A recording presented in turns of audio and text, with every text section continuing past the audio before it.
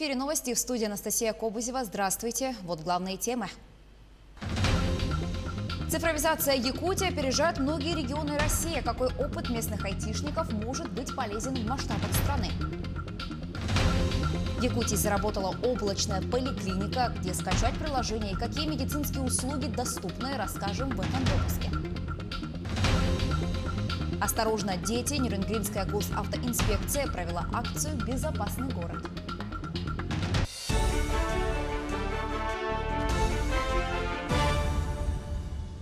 Штрафы до 500 тысяч рублей будут назначены кредитным организациям, передавшим просроченные долги коллекторам, которые, в свою очередь, начинают угрожать должникам.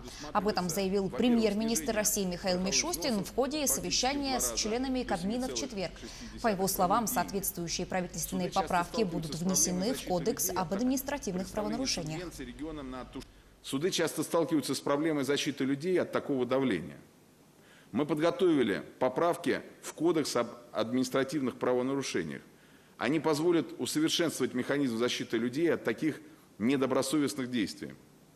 В случае угроз сама кредитная организация будет оштрафована на сумму от 50 до 500 тысяч рублей. А дела по таким случаям сможет рассматривать Федеральная служба судебных приставов. Мы наделим ее соответствующими полномочиями. Помимо этого, российский премьер также заявил о выделении средств в размере более 2,6 миллиардов рублей на тушение лесных пожаров в регионах. Для эффективного решения данного вопроса Мишустин потребовал задействовать все ресурсы и возможности. Сегодня правительство выделит более 2 миллиардов 600 миллионов рублей для предоставления субвенций регионам на тушение лесных пожаров. Это крайне важная тема. Необходимо задействовать все ресурсы и возможности для максимально эффективного решения этого вопроса. Викторию Валерьевну Абрамченко прошу держать этот вопрос под личным контролем и подробно доложить о принимаемых мерах по ликвидации пожаров в понедельник на оперативном совещании вице-премьеров.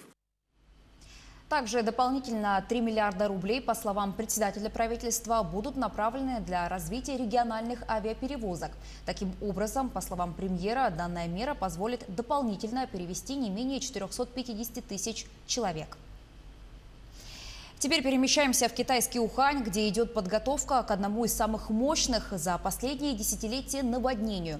Вдоль реки Янцзы установили защитные барьеры, чтобы обезопасить жителей города. Несмотря на то, что накануне уровень воды в реке побил 4-й рекорд, местные жители продолжают рыбачить и отдыхать на набережной. В течение нескольких недель на Китай обрушились интенсивные сезонные дожди и грозы, которые привели к разрушениям в южной части страны, в результате чего пострадали около 15 миллионов человек и более 100 погибли или пропали без вести. К другим темам. Цифровизация Якутии опережает многие регионы России. Об этом сообщили специалисты Высшей школы государственного управления Российской академии народного хозяйства и госслужбы. В рамках проекта «Цифровая трансформация» в качестве приглашенного эксперта выступил глава Якутии Айсыл Николаев. Сейчас на территории республики доступ к интернету организован в 512 населенных пунктах, в которых проживают более 99% населения.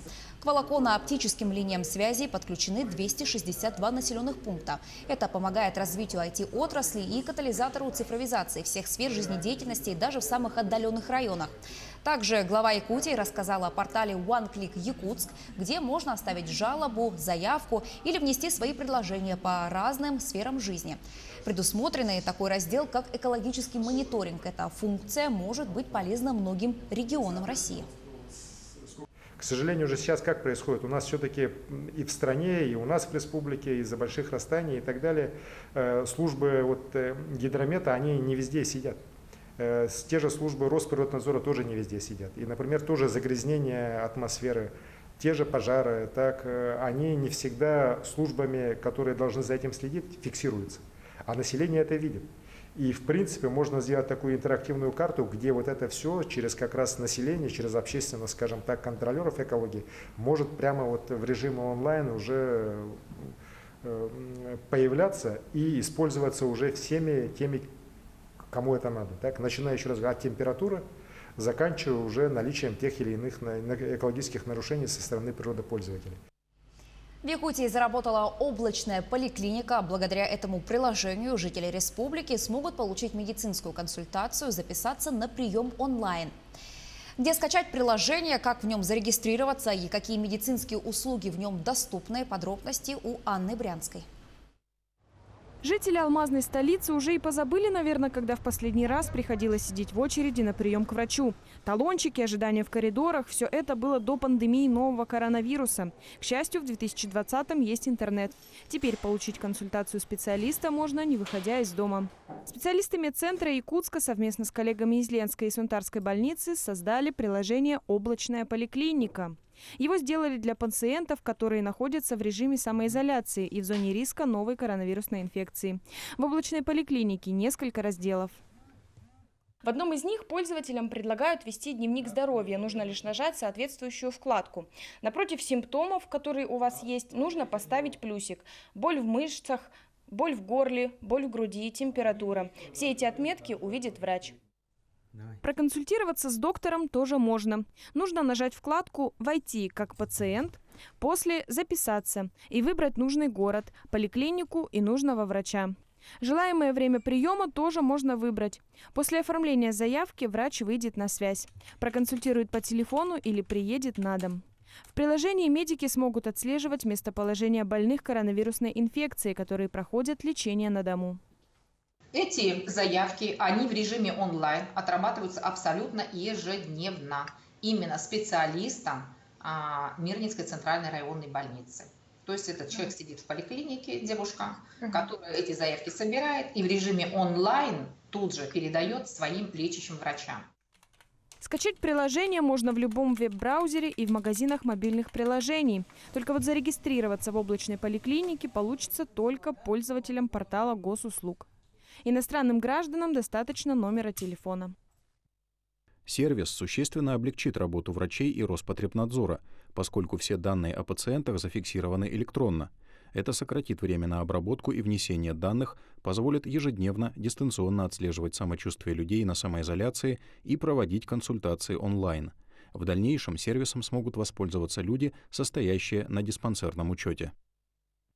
Пока приложение предназначено только для пациентов с признаками ОРВИ и коронавирусной инфекции. Но в ближайшем будущем медики не исключают. Онлайн-медицина будет развиваться, а может и вовсе заменит привычные походы в больницу. Анна Брянская, Роман Ларин, телеканал «Алмазный край». Число жертв электронных мошенников в Якутии с начала этого года существенно увеличилось. На статистику повлияла пандемия коронавируса. В период ограничительных мер все услуги были переведены в онлайн. Только с начала этого года было зафиксировано более 800 преступлений с использованием информационно-телекоммуникационных технологий. Для сравнения, в прошлом году их было около 500. Тем не менее, как отметили в МВД региона, раскрываемость таких преступлений растет. Как правило, киберпреступники в основном проживают вне региона. Больше всего случаев электронных мошенничеств фиксируют в Алданском, Нюрнгринском, Ленском, Мирнинском районах и в городе Якутске. В соответствии с этим тяжело раскрыть это преступление. Это занимает очень много времени, чтобы установить, с какого региона поступил звонок потерпевшему, установить лицо, которое совершило этот звонок, выехать в командировку, установить это лицо там, задержать его, привезти сюда. Конечно же, это занимает очень много времени. Осторожно, дети, летние каникулы в самом разгаре, школьники и подростки большую часть времени предоставлены сами себе. Нюрнгринская госавтоинспекция провела акцию «Безопасный город». Ее главная цель – не допустить ДТП с несовершеннолетними. Тему продолжит Екатерина Павлова. В условиях пандемии по причине введенных ограничений этим летом несовершеннолетние места досуговой деятельности, отдыха и занятости не посещают. Эти факторы оказывают непосредственное влияние на ситуацию с детским дорожно-транспортным травматизмом. Хотелось бы напомнить родителям о том, чтобы напоминали каждый день о правилах дорожного движения своим детям. Учить своих детей правильному переходу через проезжую часть, а также соблюдение правил на территории дворовых, потому что и дети бывают такое, что выбегают из подъезда, не смотрят по сторонам. Чтобы предотвратить любые дорожно-транспортные происшествия со своими детьми, чтобы разговаривали и разъясняли им правила безопасности. Сегодня сотрудники госавтоинспекции совместно с командой паблика «Город Н» провели акцию «Безопасный город» и перед самыми оживленными пешеходными переходами в городе нанесли краской ряд простых, но очень важных правил по безопасности дорожного движения. Помимо этого раздали буклеты пешеходам и напомнили о важности соблюдения правил дорожного движения. Акцию мы пабликом «Город Н» планировали еще задолго весной. Мы думали, сейчас как только снег растает, мы пойдем и напишем по всему городу напоминания какие-нибудь полезные. Впоследствии выяснилось, что на самом деле эта акция, она ежегодная, проходит каждый год. И, конечно же, мы связались с ГИБДД, и получилась такая большая совместная кампания. Главная задача взрослых – обучить детей безопасному поведению на проезжей части и строгому соблюдению требований правил дорожного движения, показывая это ежедневно личным примером. Екатерина Павлова, Захар Головин, Сергей Козюра, Нерюнгри. Якутск – читающий город. К такому выводу пришли сотрудники столичной смарт-библиотеки. Образовательный центр начинает постепенно возвращаться к нормальной деятельности. Отмечу, что на время пандемии смарт-библиотека продолжала работать в режиме онлайн. Так как читателям было нельзя брать бумажные книги, все желающие могли зарегистрироваться в Литрес и получить электронную версию необходимого издания. Теперь после второго этапа снятия ограничений библиотека готова принимать и выдавать книги на руки. Ну, конечно, со всеми необходимыми мерами безопасности. Каждая книга после возврата в библиотеку попадает в своеобразную изоляцию. Никто не может взять ее для прочтения в течение 5 дней. Кроме того, в режиме онлайн продолжают работу другие центры. Смарт-библиотека проводит интервью, различные обучающие занятия через Zoom, прямые эфиры в Instagram. Также готовится цикл образовательных программ по финансовой грамотности населения. Проходят курсы английского языка на YouTube-канале библиотеки. Появился новый телеграм-канал, с помощью которого взрослые могут тоже начать изучать английский для будущих путешествий, готовиться к этим путешествиям, смотреть какие-то фильмы, лайфхаки, узнавать по изучению иностранного языка. И, конечно же, мы не забываем про наших маленьких посетителей, читателей, которых мы очень на самом деле ждем встречи с ними. И сейчас готовятся для них тоже различные мастер-классы по рисованию. Это курсы по подготовке к школе и английский для самых маленьких от 3 лет и 6-7 лет. К этой минуте у меня пока вся информация. Еще больше новостей на наших официальных сайтах як24.ру и nvk-online.ru. Не переключайтесь.